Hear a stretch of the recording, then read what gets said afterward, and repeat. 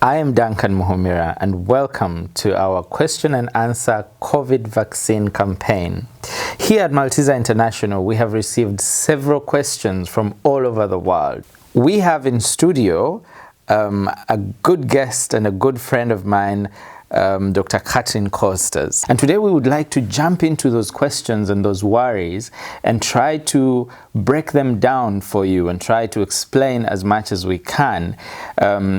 Are you worried about perhaps the side effects of COVID vaccine or the long-term effects or what it is made of? And one of the questions that for me stood out was the question, is COVID real? What I can tell you from our hospital, we've treated about several hundred COVID patients over the last 1.5 years. And 1 out of 3 had to be admitted to the intensive care unit. And of course, we've had a lot of people die with or from COVID. And just in the last month, we've had one family with young children and both parents died. So this is very, very sad and this is very, very real. What can we do about this COVID disease? Well, I think everybody knows about personal protective equipment, social distancing, but this is just not enough. We've seen it during the first months of the pandemic, but now we've got the vaccines, and that is really the game changer.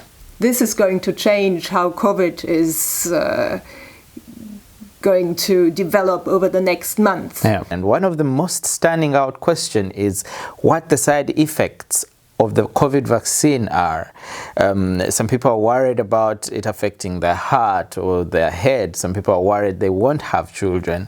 What would you say about this? Well, just one point, yes, you can still have children because so many people, especially women, but also men ask about this topic. Yes, there's no problem with having children. Very good.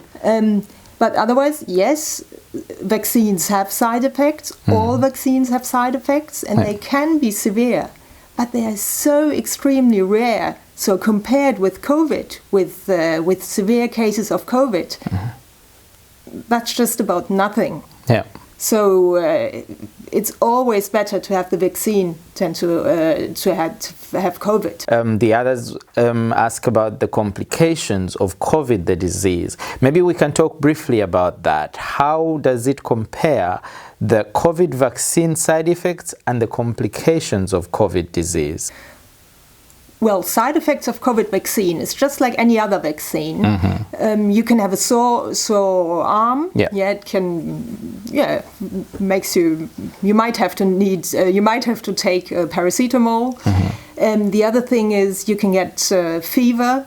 You can have muscle aches, joint aches, but it doesn't last longer than 1 to 2 days. So really, compared with COVID, where in the worst case, you can die from.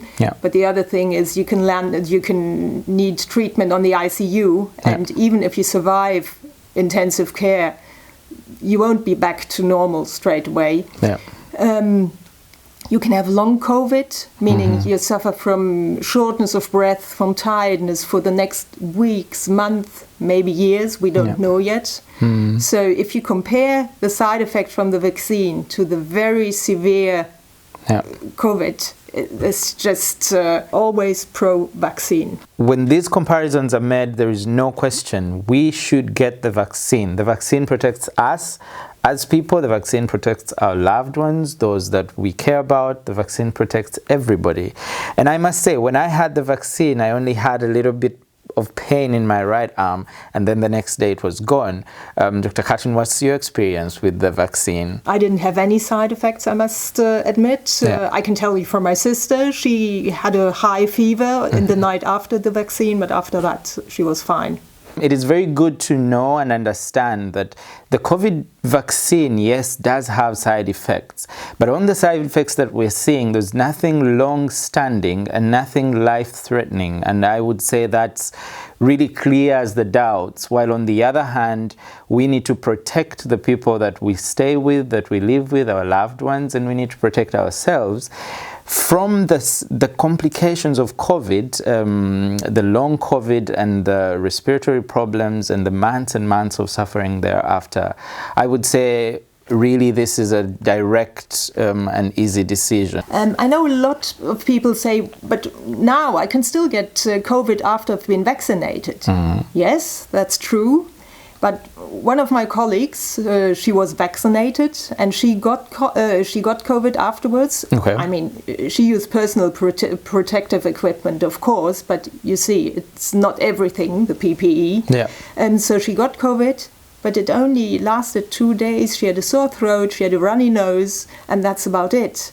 And I mean, that's just like any other virus. So even if you still get COVID, you don't get a severe form of COVID, and you won't end up in hospital, you won't end up on ICU, and you won't die. Another question that kept coming through is the question about the vaccine types, and some people feel some vaccines are better and that some vaccines are not good enough. And I know that in some countries they're talking about people who come with a fake vaccine. What would you say about that? All the licensed vaccines, and especially the ones being distributed under the COVAX program, they're all fine. They're all safe to use, and they all do what they have to do. And what do they have to do? They have to prevent you from dying, and they have to prevent you from getting severe COVID, and that's what they do. It is such a clear message about the vaccination versus the disease which kills you and which is killing even younger people today. And so we must say, please get the vaccine, let us protect everybody. I'd like to invite everybody to get vaccinated, please, to save yourself from dying, to save yourself from landing on the ICU, to protect yourself from getting long COVID, and to protect your loved ones, your family, your friends. Please, everybody get vaccinated.